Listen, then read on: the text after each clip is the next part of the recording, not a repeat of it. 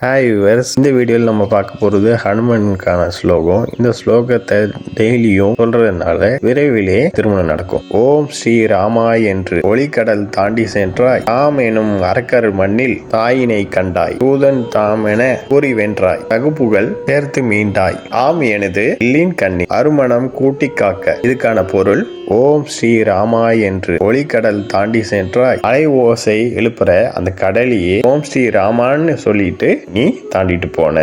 தாம் எனும் அரக்கர் மண்ணில் தாயினை கண்டாய்.